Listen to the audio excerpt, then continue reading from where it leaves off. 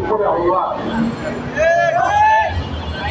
কিন্তু আমার একটা বক্তব্য, যদি মাধ্যম সেনালার আমার সহযোদ্ধা ছিলেন, সংসদের কথা বলার সুযোগ তার ব্যবহার হয়েছে।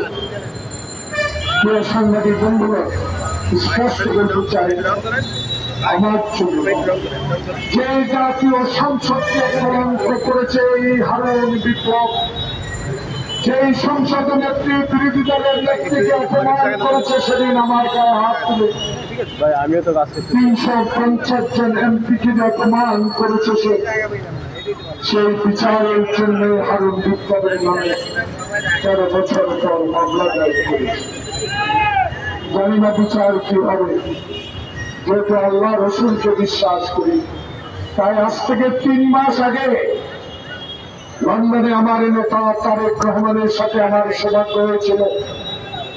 বাংলাদেশের স্বাধীনতা আন্দোলনের অগ্রনায়ক, অস্ত্র হাতে যিনি যুদ্ধ করেছেন, যিনি সেক্টর কমান্ডার ছিলেন, যিনি বাংলাদেশের মানুষের কাছে পাকিস্তানি বাহিনীর বিরুদ্ধে কথা বলে স্বাধীনতা ঘোষণা করেছিলেন, সেই শহীদ জিয়ার মুক্ত বার্ষিকীতে সেদিন লন্ডনে একটি সভায় আমি বলেছিলাম, তারেক রহমান সেই সভায় উপস্থিত ছিলেন।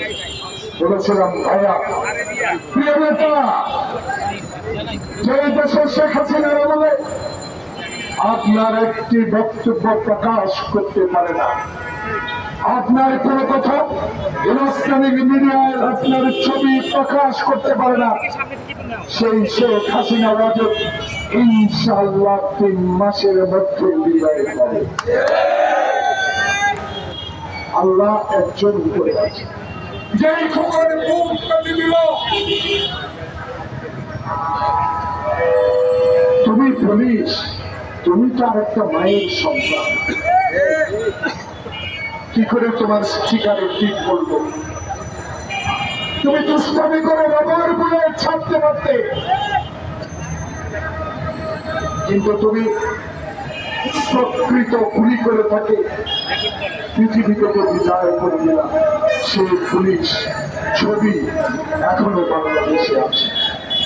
আবেদন করেছেন, সে আবেদন নিয়ে দু একটি কথা বলে আমি শেষ করতে চাই।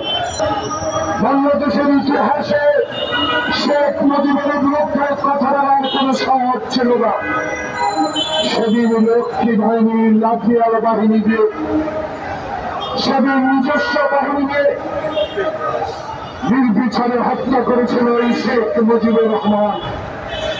সেই শেখ মুজিবুর রহমানের লাশ কথায় আছে 570 সাবান দিয়ে গোসল করার সুযোগ হয়েছে। আপনি তার বিচার করেছেন। 15 আগস্টের ঘটনায় সেদিন আমরা দাবি করেছি, মুস্তাকেরা করেছে। এখন বাংলাদেশের মানুষ সেই বিচারের কথা বলা শুরু করেছে।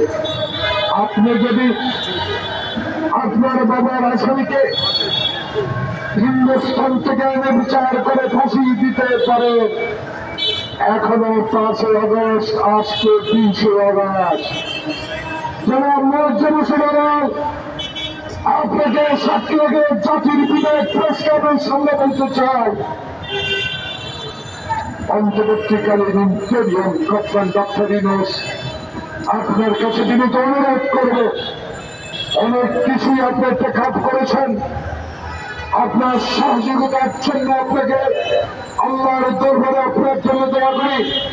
কিন্তু আজকে আমাদের এই ক্ষুদ্র মানুষদের পক্ষ থেকে আপনার কাছে দাবি জানাই, তত্ত্বাবধায়কের সকল সদস্যের কাছে আমি দাবি জানাই, এটা ছিল সত্য।